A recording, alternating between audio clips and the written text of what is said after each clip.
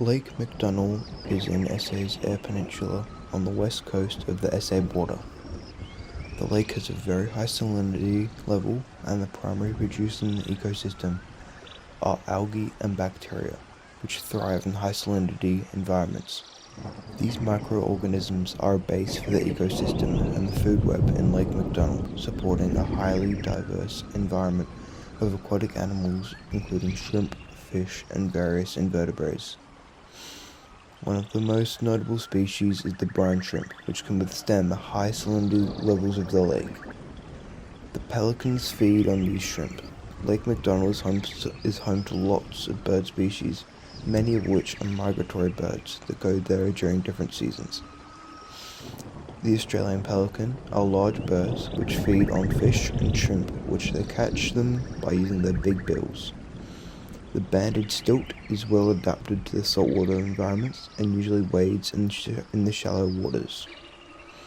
The red-necked avocat have long and thin bills, which they use to probe the bottom of the.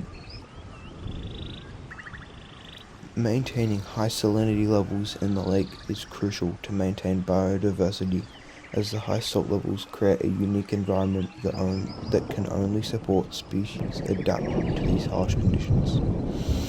This means that it is home to a diverse range of species that can't be found in other freshwater environments.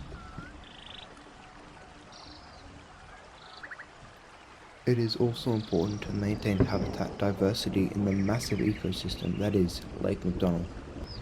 The lake contains shallow areas, deeper areas, and areas with different soil or surrounding rock types. This provides very specific areas for species, and this makes a highly diverse and complex ecosystem.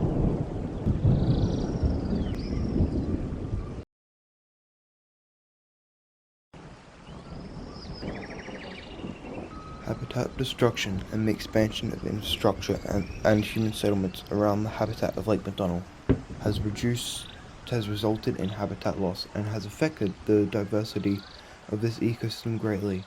This destruction of habitat has reduced the amount of area available for native species and has altered the lake's natural process. The reduction of vegetation around the lake has increased erosion and sedimentation, making the lake's habitat decline. The introduction of non-native species such as carp and red foxes has had a significant impact on Lake MacDonnell, as these invasive species outperform native species for nutrients and habitat, leading to the reduction of native populations.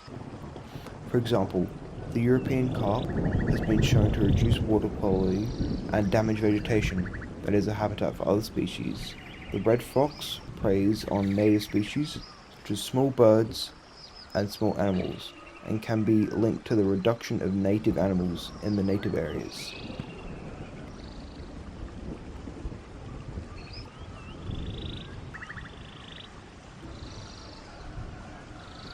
A way to reduce human impact would be to restore and protect the habitat in Lake MacDonnell.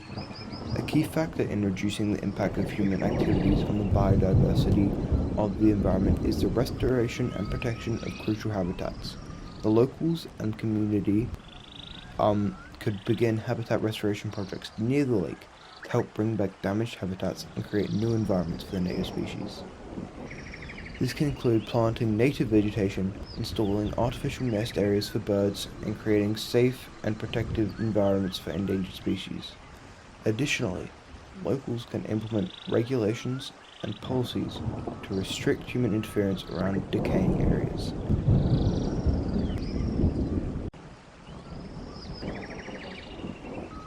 The control and removal of invasive species is an efficient way to reduce habitat damage in the lake, as they harm the biodiversity of the lake. Invasive species pose large threats to the overall health of an environment and can harm native species, so their removal is essential for the restoration of damaged habitats. Local communities can work together to create and implement an invasive species plan. This plan could use a variety of techniques, such as trapping, hunting, and chemical control. A great example of this is the expulsion of Murray cod from the Murray River by trapping Murray out when they go into the floodplains. The community can engage in an awareness plan to teach residents and visitors about the potential impacts of invasive species and how individual people can help and stop the spread.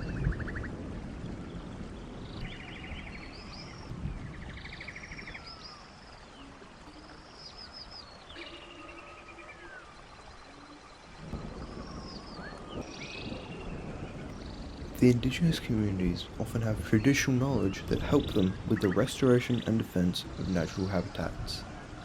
Sometimes they use controlled burning to encourage native vegetation to grow or to create artificial waterlands to support birds, and fish.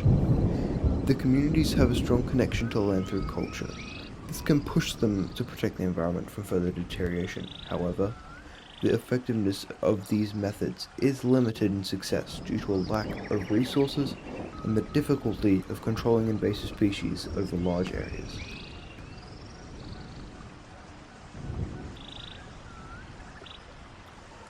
Indigenous communities have a long history of managing the level of invasive species.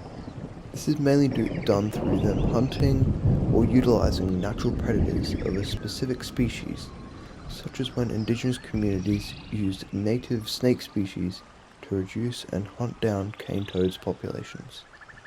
However, as with the protection and restoration of the environment, these methods can be highly limited due to a wide range of factors, such as changes in land practices and lack of access to resources.